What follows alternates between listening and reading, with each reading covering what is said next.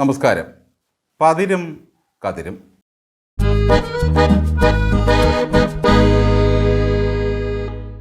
ദാരിദ്ര്യം പിടിച്ച കാലത്ത് കൃഷ്ണപിള്ളയ്ക്ക് കാച്ചിലോളം രുചികരമായ ഒരു ഭക്ഷണമുണ്ടായിരുന്നില്ല. മകനെ പട്ടിണിക്ക് കിടത്തേണ്ടെന്ന് കരുതി അമ്മ കട്ടിട്ടായാലും ഇരുന്നായാലും കാച്ചിൽ കൊണ്ടുവന്ന് പുഴുങ്ങിക്കൊടുക്കും. എന്നാൽ കൃഷ്ണപിള്ള വർഷങ്ങൾക്ക് ശേഷം കാശും പത്രാസുമായി നാട്ടിൽ തിരിച്ചെത്തി. അമ്മ മകൻ്റെ പ്രിയപ്പെട്ട ആഹാരം പുഴുങ്ങിക്കൊടുത്തു. നല്ല ഒന്നാന്തരം കാച്ചിൽ. പക്ഷേ കൃഷ്ണപിള്ളയ്ക്ക് അതെന്താണെന്ന് മനസ്സിലായില്ല. മോനെ, ഇതാണ് കാച്ചിൽ. ഓ, മനസ്സിലായി. മരങ്ങളിലൊക്കെ ഞറുങ്ങണ പെറുങ്ങണ തൂങ്ങിക്കിടക്കുന്ന സാധനം. ജീവിതത്തിൽ ഒരു ഗതിയും പരഗതിയുമില്ലാതിരുന്ന കാലത്ത് പിണറായിക്കാരൻ വിജയൻ കാളവണ്ടിയിലും കണ്ടവൻ്റെ സൈക്കിളിലും കടത്തുവള്ളത്തിലുമൊക്കെ യാത്ര ചെയ്തു. കുറച്ചുകൂടി വളർന്നപ്പോൾ അംബാസഡർ കാറിലാക്കി യാത്ര. ഇപ്പോൾ പിണറായിയോട് ഈ വിധ സാധനങ്ങളെപ്പറ്റി ചോദിച്ചാൽ പറയും, മനസ്സിലായി, വഴിയിലൂടെ ഞറുങ്ങണ പെറുങ്ങണ ഓടിച്ചു നടക്കുന്ന സാധനം. ഈവിയുടെ കാച്ചിൽ കൃഷ്ണപിള്ളയും കാരണഭൂതൻ വിജയനും ഏതാണ്ട് ഒരേ ജനുസാണ്. ഭൂതകാലം മറന്ന അളിമ്പന്മാർ. പിണറായിക്ക് വർഷാവർഷം പുതുപുത്തൻ കാറിൽ കയറിയില്ലെങ്കിൽ മൂലക്കുരു പൊട്ടും, ഗുന്മനിളകും. ഭരണത്തിൽ നിന്നിറങ്ങാൻ 4-5 മാസം ബാക്കിയുള്ളപ്പോഴും ഈ മനുഷ്യൻ്റെ അധികാര മോഹങ്ങൾക്ക് വല്ല ശമനവുമുണ്ടോ? എണ്ണി എണ്ണി കുറയുന്നിതായുസും മണ്ടി മണ്ടി കരേറുന്ന മോഹവും എന്ന് പറഞ്ഞാണ് ഈ മഹാൻ പണ്ട് VS അച്യുതാനന്ദൻ്റെ മോഹങ്ങളെ തടയിട്ടത്. മുഖ്യന് പുതിയ 2 കാറ് വാങ്ങാൻ 1,10,00,000 കോടി പൊടിക്കുകയാണ് ഈ സർക്കാർ. കൊച്ചിൻ ഹനീഫ ഒരു സിനിമയിൽ ദിലീപിനെ പറ്റി പറയുന്നത് ഈ പണ്ടാരക്കാലം തൊട്ട കാശ് പോവുകയാണല്ലോ എന്നാണ്. നമ്മുടെ മുഖ്യമന്ത്രിയും എന്തിലെങ്കിലും കണ്ണുവെച്ചാലും കണ്ടു കൊതിച്ചാലും പാവം പിടിച്ച നമ്മുടെ കാശ് പോകും. ഇപ്പോൾ പിണറായി വിജയൻ ഉപയോഗിക്കുന്ന കിയ കാർണിവൽ, ഇന്നോവ എന്നീ കാറുകൾക്ക് പകരമാണ് പുതിയ 2 കാറ് കൂടി വാങ്ങുന്നത്. ജനം ജീവിക്കാൻ മാർഗമില്ലാതെ ഇവിടെ കിടന്ന് കിയ പറയുകയാണ്. 3 വർഷം മുമ്പ് ഇതേ കാറുകൾ ഓരോന്ന് വീതം വാങ്ങിയിരുന്നു. ഈ 2 കാറുകൾക്ക് പുറമെ ഡൽഹിയിലെ നിരത്തിലൂടെ പായാൻ 2022 ഇന്നോവ ക്രിസ്റ്റ ഒരെണ്ണം വാങ്ങിയിരുന്നു. നിലവിൽ 10 ലക്ഷം രൂപയ്ക്ക് മേൽ ബില്ലുകൾ മാറാൻ ട്രഷറി നിയന്ത്രണമുള്ളപ്പോഴാണ് ധനവകുപ്പിൻ്റെ ഈ ധൂർത്ത്. വകുപ്പുകൾക്ക് കാറ് വാങ്ങുന്നതിന് 1 വർഷത്തേക്ക് നിരോധനമുള്ളപ്പോഴാണ് ഈ അണ്ണാക്കിലടിക്കുന്ന പരിപാടി. സുരക്ഷാ പ്രശ്നങ്ങളാലാണത്രേ ഇങ്ങനെ 3 വർഷം കൂടുമ്പോഴൊക്കെ മുഖ്യമന്ത്രിയുടെ വാഹനം മാറുന്നത്. ഇത് കേട്ടാൽ തോന്നും ഈ പിണറായി വിജയനെ കല്ലെറിയാനും ചീത്ത വിളിക്കാനും കരിങ്കൊടി കാണിക്കാനും വെടിവെക്കാനും നിരത്തുകളിൽ ആളിങ്ങനെ നിരന്ന് നിൽക്കുകയാണെന്ന്. കണ്ടകശനിയുടെ വരവാണെങ്കിലും വരവാണല്ലോ, ചെലവല്ലല്ലോ എന്ന് ആശ്വസിച്ച് കഴിഞ്ഞുകൂടുന്നവരാണ് കേരളത്തിലെ പാവം പിടിച്ച ജനങ്ങൾ. മമ്മൂട്ടി അങ്ങേരുടെ വീടിന് മുമ്പിൽ 100 കാറ് വാങ്ങിയിട്ടിരിക്കുന്നത് അങ്ങേരുടെ കാശ് കൊണ്ടാണെന്ന് പറയാം. പക്ഷേ പാവങ്ങളുടെ പിച്ചച്ചട്ടിയിൽ കൈയിട്ട് വാരിയും സകലത്തിനും വില കൂട്ടിയും നികുതി കൂട്ടിയും 200 കുണുവ ദാനം നൽകിയുമാണ് ജനങ്ങളുടെ കാശിട്ടി പിണറായി ചമ്മാളിക്കുന്നത്. ശബരിമലയിലെ സ്വർണ്ണക്കൊള്ളയും പാത്രക്കൊള്ളയും കശുവണ്ടിക്കൊള്ളയും സഹകരണക്കൊള്ളയും വേറെ. പുള്ളിക്കിനി വൈകുണ്ഠത്തിലേക്ക് നേരിട്ട് പോകാനുള്ള ഒറ്റ വാഹനം കൂടി മതി.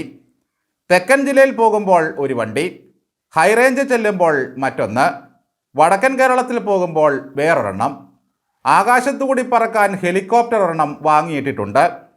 ഇങ്ങനെ ചന്തി ചട്ടിക്കുമ്പോൾ കാറുകളും ഹെലികോപ്റ്ററും മാറി മാറി കയറി അങ്ങ് സുഖിക്കുക. 1.25 കോടി മുടക്കി ക്യാബിനറ്റ് കക്കൂസുമായി പോയത് ഓർമ്മയില്ലേ? ആ വണ്ടി ഇപ്പോൾ എവിടെയാണോ ആവോ? ഇതിനെല്ലാം പുറമെയാണ് പ്രതിമാസം 90 ലക്ഷം വാടകയ്ക്ക് ഒരു ഹെലികോപ്റ്റർ ഒരെണ്ണം ഇറക്കിയിട്ടിരിക്കുന്നത്. ഇതാണ് കമ്മ്യൂണിസം. ഈ മഹാനായ ഉരുപ്പടിയോളം നല്ലൊരു കമ്മ്യൂണിസ്റ്റിനെ എവിടെയാണ് നമ്മൾക്കിനി കാണാൻ കിട്ടുക? പുരാണത്തിലെ ബഗന് ഒരു ബ്രാഹ്മണനെയും 1 വണ്ടി ചോറും അതിൽ പൂട്ടിയ കാളകളെയും തിന്നാൻ കിട്ടിയാൽ ഒരു നേരത്തെ വിശപ്പ് മാറും. വിപ്ലവത്തിൻ്റെ പേരിൽ ആനയെ വരെ വിഴുങ്ങുന്ന വിശപ്പുമായി ഭരിക്കാൻ കയറിയ പിണറായിക്ക് എത്ര തിന്നാലാണ് വിശപ്പ് മാറുക? ഈ കേരളത്തെ മുടിച്ചു കുളം തോണ്ടിയ ഒരു മുഖ്യമന്ത്രിയെ നമ്മൾ നേരത്തെ കണ്ടിട്ടുണ്ടോ? AK ആൻ്റണി ആണെങ്കിൽ മുണ്ട് മുറുക്കി കൊടുത്ത് അരപൊട്ടിയ മനുഷ്യനാണ്. ഉമ്മൻചാണ്ടി സ്വസ്ഥമായി ഒരു തീന്മേശയുടെ സുഖമെങ്കിലും ആസ്വദിച്ചിട്ടുണ്ടോ എന്ന് സംശയമാണ്. VSനാണെങ്കിൽ സ്വന്തം മക്കൾക്ക് ജീവിക്കാൻ പറ്റിയ നല്ല തൊഴിൽ വേണമെന്നേ ആഗ്രഹമുണ്ടായിരുന്നുള്ളൂ. പിണറായി വിജയൻ അതും വേണ്ട. മകൾക്ക് തിന്നാനുള്ള 1.25 കോടി ഓരോ മാസവും വീട്ടിലെത്തിച്ചു കൊടുത്താൽ മതി. അല്പം കൂടുതൽ സുഖിച്ച കരുണാകരന് എസ്കോർട്ടും ഡിസ്കോർട്ടും പിന്നെ ഒരല്പം സ്പീഡ് കൂടുതലുമായിരുന്നു പ്രശ്നം. കുളിക്കാൻ ഒരു കുളവും കുത്തി. ഈ പിണറായി വിജയൻ ജനിച്ച സമയത്ത് ജനിക്കാൻ ഈ കേരള നാട്ടിൽ മറ്റേത് രാഷ്ട്രീയക്കാരനാണ് ഭാഗ്യം ലഭിച്ചത്? ഒരു നൂറ്റാണ്ടിൽ ഇങ്ങനെ ഒരു മുഹൂർത്തമേ ഉണ്ടാവുകയുള്ളൂ. ദുര്യോധനൻ ജനിച്ചപ്പോൾ സകല ദുരന്തങ്ങളുടെയും സൂചന പ്രകൃതി നൽകിയത്രേ.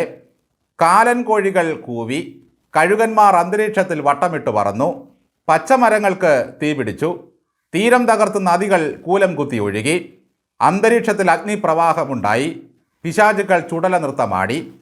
പിണറായി ജനിച്ച സമയത്ത് വല്ല ഭാവമാറ്റവും ഈ പ്രകൃതിയിൽ ഉണ്ടായിരുന്നു എന്നതിൻ്റെ സൂചന ഒരു പുരാണത്തിലും പറയുന്നില്ല. പിണറായിയുടെ മൂന്നാം വരവിന് കാല് നിലത്തുറയ്ക്കണമെന്നില്ല. കാരണം പ്രായം എല്ലാ മനുഷ്യരെയും ബാധിക്കുന്ന ഒരു നിത്യസത്യമാണ്. അപ്പോൾ കിടന്നുകൊണ്ട് ഭരിക്കേണ്ടി വരും. അതിനായി കാരവാൻ 3-4 എണ്ണം വാങ്ങി വെക്കേണ്ടി വരും. പിണറായിയുടെ കറുത്ത ഷൂവും മുഖ്യമന്ത്രി കസേരയിൽ വെച്ച് മരുമകനായിരിക്കും ഭരിക്കുക. കടലെടുത്ത എത്രയോ കൊട്ടാരങ്ങളുടെയും മഹാനഗരങ്ങളുടെയും കഥകൾ പുരാണങ്ങളിൽ നമ്മൾ വായിച്ചിട്ടുണ്ട്. ദ്വാരകയെ പോലെ കേരളം കടത്തിൻ്റെ കടലിൽ താഴുമ്പോൾ പ്രളയജലത്തിനു മേൽ പിണറായി കുടുംബം ഹെലികോപ്റ്ററിൽ വട്ടമിട്ട് കറങ്ങും. ഒരിടത്ത് കടൽ ജലം നിശ്ചലമായി കിടക്കുന്നത് കാണും. അപ്പോൾ പിണറായി മക്കളോടും മരുമകനോടുമായി പറയും, മക്കളെ, കുറച്ചിട കടൽ ജലം നിശ്ചലമായി കിടക്കുന്നത് കണ്ടോ? അത് ക്ലിഫ് ഹൗസിൻ്റെ ജയമണ്ഡപത്തിൻ്റെ മുകൾ വശമാണ്. കാലം കമ്മ്യൂണിസം കൊണ്ട് കളിച്ച ഒരു കളിക്കളമാണത്. അപ്പോഴേക്കും സെക്രട്ടേറിയറ്റ് അടുത്തൊരു തിരമാലയിൽ പൂർണ്ണമായും തുടച്ചു നീക്കപ്പെടും. ആ തിരമാലയിൽ മൂക്കുകുത്തിയ പോലെ ഒരു കിയോ കാർണിവൽ കിടക്കുന്നുണ്ടാകും. കേരളം ഭരിച്ച മുഖ്യൻ്റെ വാഹനമായിരുന്നു അത്. MDയുടെ 2ാം ഊഴത്തിൻ്റെ തുടക്കം പോലെയാകും പിണറായി വിജയൻ്റെ 3ാം ഊഴത്തിൻ്റെ അവസാനം.